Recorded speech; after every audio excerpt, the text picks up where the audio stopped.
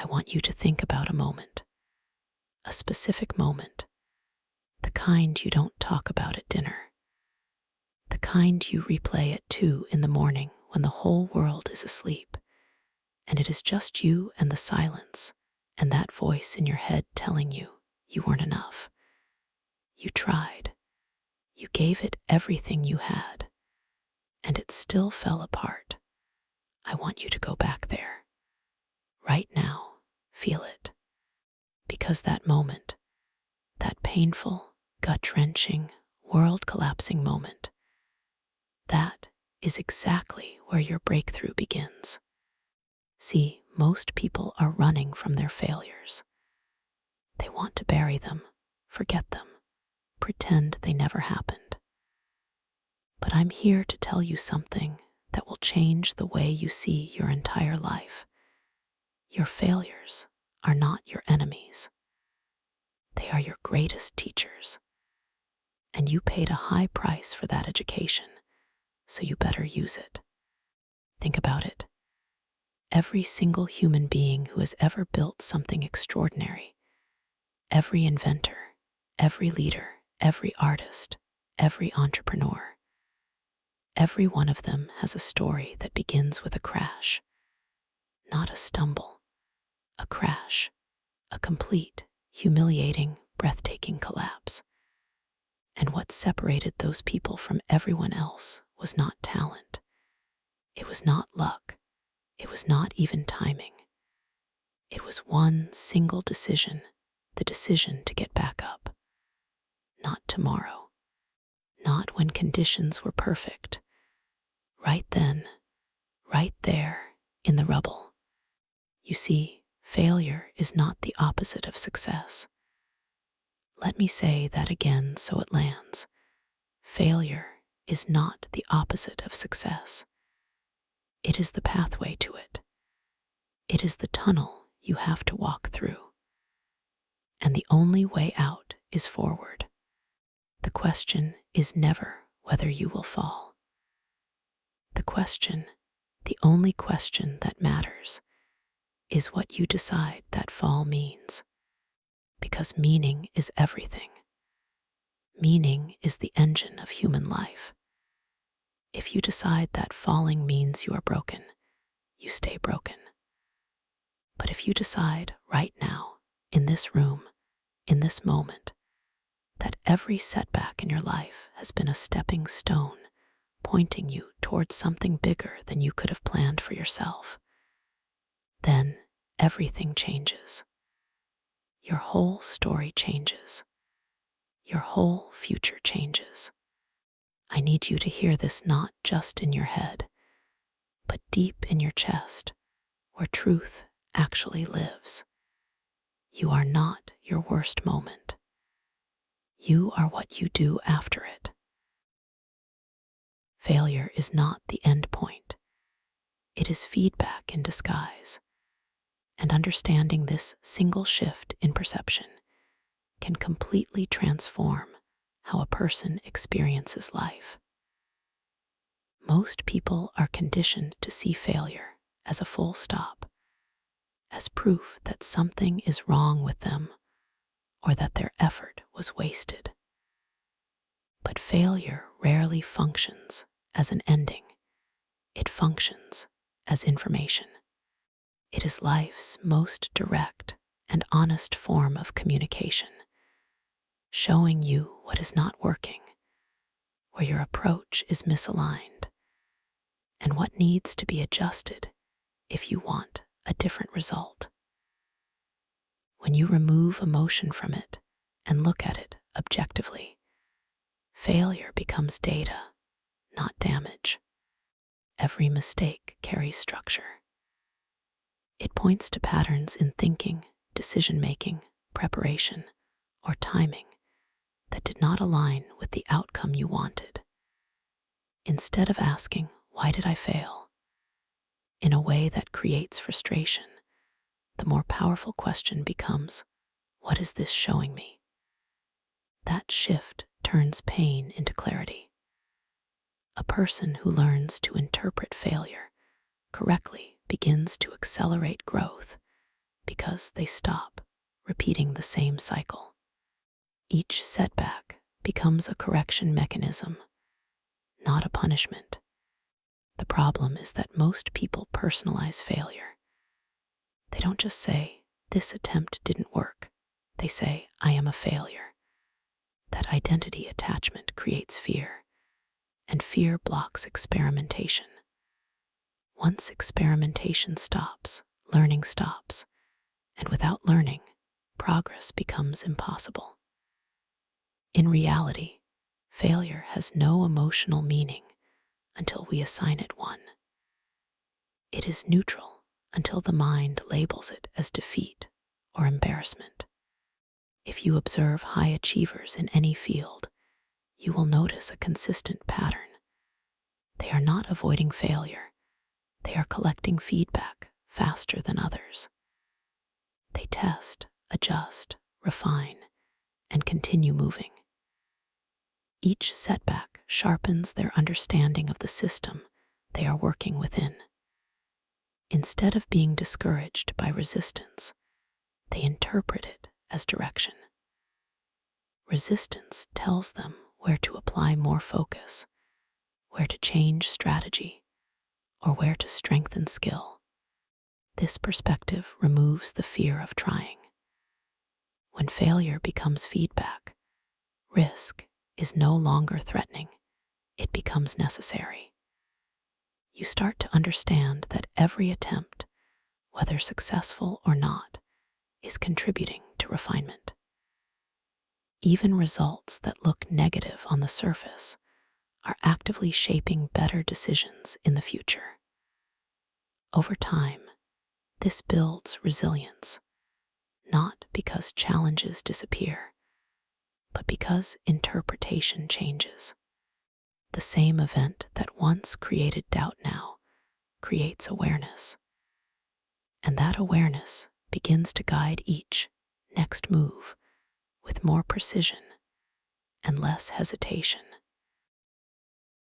Every setback carries a hidden lesson that builds strength and clarity, but the lesson is never obvious in the moment it happens. When a person is facing disappointment, loss, or failure, their focus naturally narrows to the emotional weight of what went wrong. In that state, the mind prioritizes pain over perspective. But beneath that surface reaction, every setback is quietly organizing information that can change the entire direction of a life if it is properly understood. A setback disrupts routine thinking. It forces you into a space where assumptions no longer work. What you believed was certain suddenly becomes questionable.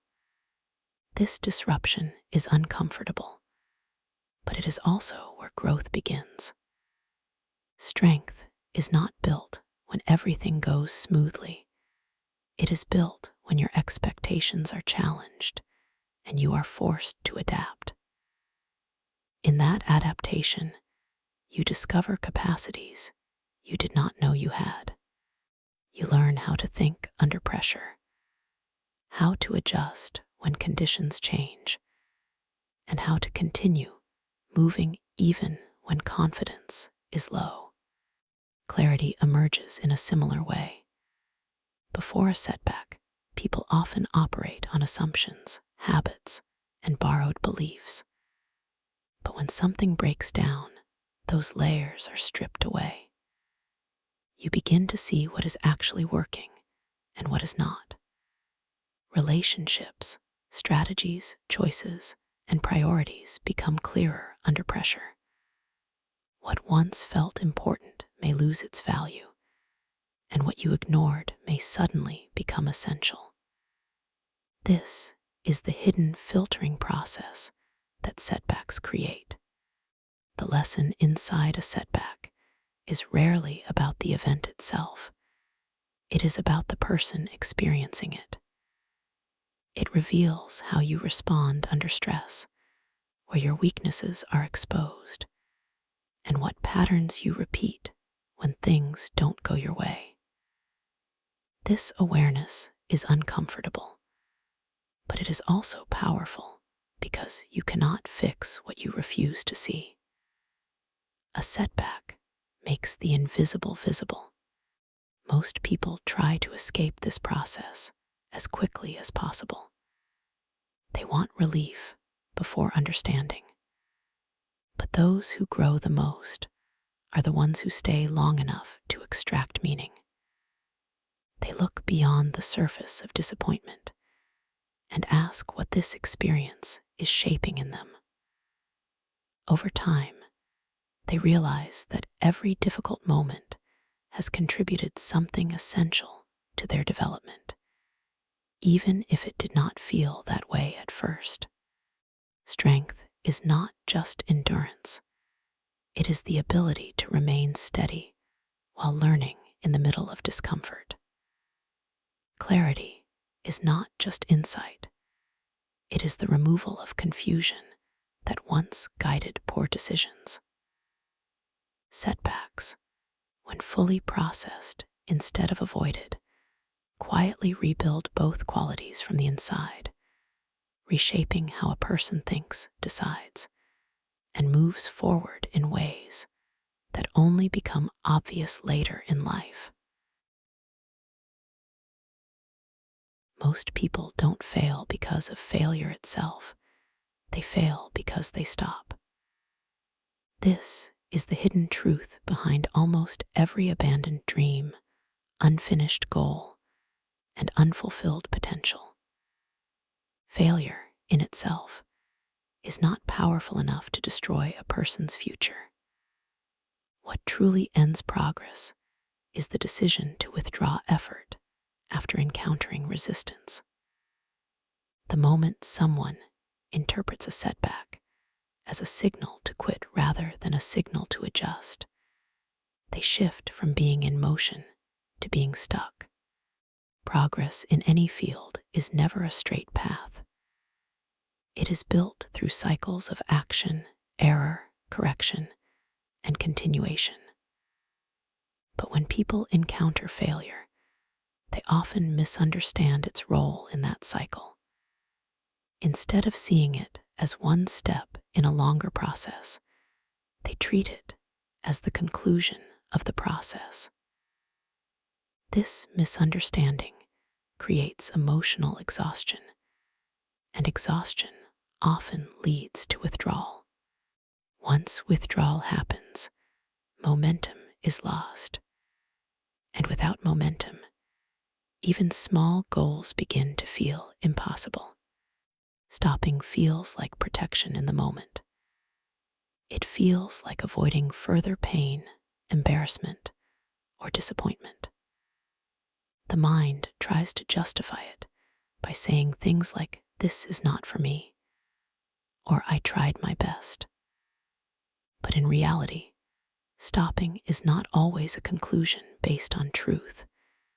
It is often a reaction based on discomfort.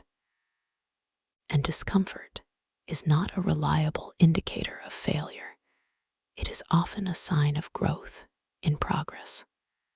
Those who achieve lasting success are not necessarily those who avoid failure, but those who refuse to let failure dictate their direction. They understand that each attempt, even unsuccessful ones, contributes to improvement. They continue when others stop, not because they do not feel the difficulty, but because they interpret it differently. To them, difficulty is not a wall. It is resistance that must be worked through. The real danger is not making mistakes. It is building a pattern of stopping every time a mistake occurs.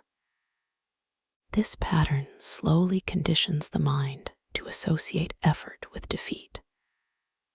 Over time, a person begins to avoid challenges altogether, not because they lack ability, but because they have trained themselves to retreat. This creates a cycle where potential remains untested and growth remains unrealized. Breaking this cycle requires persistence beyond emotional reaction. It requires continuing even when motivation drops, even when results are not immediate, and even when doubt begins to rise. Because in most cases, the difference between those who succeed and those who don't is not talent or opportunity. It is simply the ability to keep going when quitting feels easier. Growth begins the moment you decide to respond instead of retreat, and this moment marks a fundamental shift in how a person relates to challenges. Most people do not realize how automatic their reactions are when faced with difficulty. A setback appears, emotions rise, and the immediate instinct is either to withdraw, blame, or freeze. In that instant, the situation feels larger than the person experiencing it. But the truth is that the power is not in the event itself. The power is in the response that follows it. When someone retreats, they surrender control to emotion. The problem is no longer being processed, it is being avoided. Avoidance creates temporary relief, but it also freezes growth. Nothing is learned, nothing is adjusted, and nothing improves. The situation remains unresolved, and often the same pattern repeats in a different form later in life. Retreat may feel safe, but it silently limits expansion. Response, on the other hand, is where growth begins. To respond means to stay engaged with reality, even when it is uncomfortable. It means asking questions instead of escaping, observing instead of reacting blindly, and choosing action instead of hesitation. A response is not always perfect, but it is intentional. It shifts a person from being controlled by circumstances to actively influencing them. Every meaningful transformation in life begins with this pause between stimulus and reaction. In that space, a person has the opportunity to decide what the experience will mean and what action will follow. Most people skip this space entirely. They react instantly. But those who learn to stay in that moment gain access to clarity. They begin to see options instead of obstacles. Responding also builds internal strength because it trains the mind to stay present under pressure. Instead of collapsing under difficulty, a person learns to process it. This repeated practice develops emotional stability, sharper thinking, and better decision-making. Over time, challenges that once felt overwhelming begin to feel manageable, not because they are smaller, but because the individual has become stronger in handling them. Retreat creates a pattern of avoidance, but response creates a pattern of engagement. One leads to stagnation, the other leads to development. Every time a person chooses to respond, they reinforce the identity of someone who faces reality rather than escapes it. That identity gradually becomes the foundation of resilience. In life, circumstances will not always change immediately, but response always remains available.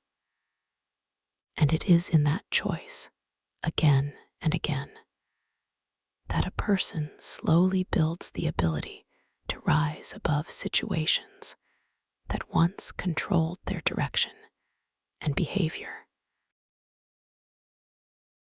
Your past does not define you, your response to it does. And this is one of the most powerful truths a person can understand if they want to change the direction of their life. Most people carry their past like a fixed identity, as if every mistake, failure, or bad decision becomes a permanent label attached to who they are. But the past is not an identity. It is a record of experiences. It contains events, not definitions. The danger begins when a person starts living as if those events have final authority over their future. What actually defines a person is not what happened to them, but what they choose to do with what happened. Two people can go through the same failure, the same loss, or the same setback, yet walk away with completely different lives. One may decide that the experience proves they are incapable, while the other may decide it reveals what needs to be improved. The external event is identical, but the internal response creates two completely different paths forward. When someone attaches their identity to their past, they begin to limit their own potential without realizing it. They start making decisions based on fear of repeating history rather than possibility of creating something new. This creates a psychological cage where the past continuously influences present behavior. Even when opportunities appear, hesitation enters because the mind recalls previous pain instead of recognizing current possibility. But the moment a person separates who they are from what they have experienced, everything changes. The past becomes information instead of identity. It becomes something to learn from rather than something to live inside. This shift allows space for growth because it removes the emotional weight of permanent failure. Instead of saying, "This is who I am," a person begins to say, "This is what I went through, and this is what I learned." Response becomes the bridge between past and future. A strong response transforms even negative experiences into tools for improvement. It allows a person to extract lessons, adjust behavior, and move forward with more awareness. Without this response, the past remains static and controlling. With it, the past becomes dynamic and useful. Many people underestimate how much power lies in interpretation. The same memory can either weaken confidence or strengthen wisdom, depending on how it is framed. This is why two individuals with similar backgrounds can end up in entirely different realities. It is not the past that decides their direction, but the meaning they assign to it and the actions they take afterward.